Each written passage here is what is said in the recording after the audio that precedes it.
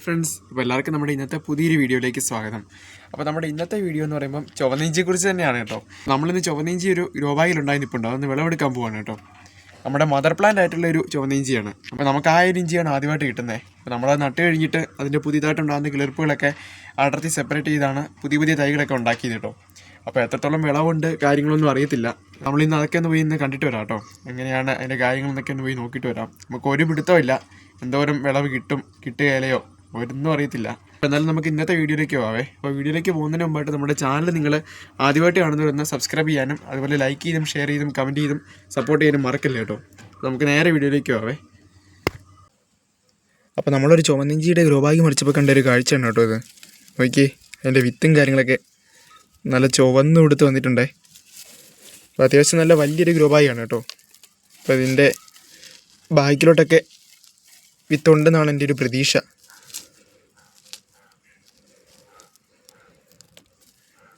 ഇത് കണ്ടോ, നല്ല സ്മെല്ലാണ് കേട്ടോ.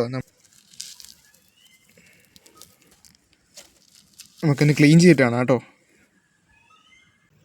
അപ്പോൾ നമുക്ക് ഈ ഒരു ഇഞ്ചിയിൽ നിന്ന് ഇത്രത്തോളം വിളവ് കിട്ടിയിട്ടുണ്ട് കേട്ടോ. എനിക്ക് തരക്കേടില്ലാത്തൊരു വിളവുണ്ടേ. എൻ്റെ കളറ് കണ്ടോ, ഞാൻ കഴുകിക്കൊണ്ട് ഇത് പൊടിഞ്ഞു പോയതാണേ. അപ്പോൾ നമുക്ക് ഈ ഇഞ്ചി ഒന്ന് സെപ്പറേറ്റ് ചെയ്തെടുക്കാവേ. അതൊക്കെ ഓരോ പീസായിട്ട് അങ്ങ് ഒടിച്ചെടുക്കാം. ഒടിക്കുമ്പോഴേ നല്ല സ്മെല്ലാണ് കേട്ടോ.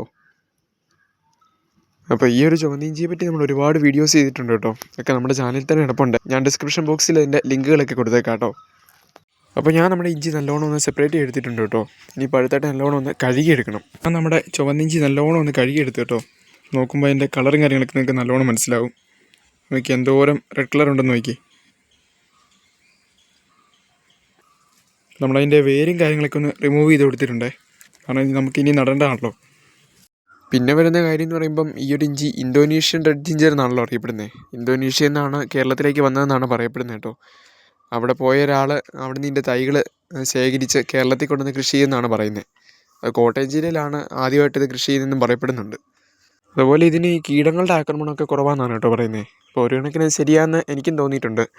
കാരണം അത്യാവശ്യം നല്ല കരുത്തോടെ തന്നെയാണ് നമുക്കിതൊക്കെ വളർന്ന് കിട്ടിയേക്കുന്നത് കേട്ടോ. നിങ്ങളെ കാണിച്ചിട്ടുണ്ടല്ലോ ഞാൻ വീഡിയോസിലൊക്കെ. അപ്പോൾ എനിക്ക് നല്ല ജലദോഷമാണ് കേട്ടോ, അതുകൊണ്ടാണ് ഇന്ന് വലിയ ആക്റ്റീവ് ഇല്ലാത്തത്. അപ്പോൾ എന്തായാലും നമ്മുടെ ഇന്നത്തെ വീഡിയോ ഇത്രയേ ഉള്ളൂ കേട്ടോ. അപ്പോൾ നമ്മുടെ വീഡിയോ നിങ്ങൾ ആദ്യമായിട്ട് കാണുന്നവരൊന്ന് ചാനൽ സബ്സ്ക്രൈബ് ചെയ്തും അതുപോലെ ലൈക്ക് ചെയ്തും ഷെയർ ചെയ്തും കമൻറ്റ് ചെയ്തും സപ്പോർട്ടൊക്കെ ചെയ്യണേ. അപ്പോൾ എന്തായാലും നമുക്ക് ഇതുപോലത്തെ വീഡിയോസായിട്ട് ഇനിയും കാണാം കേട്ടോ. എല്ലാവർക്കും ബൈ.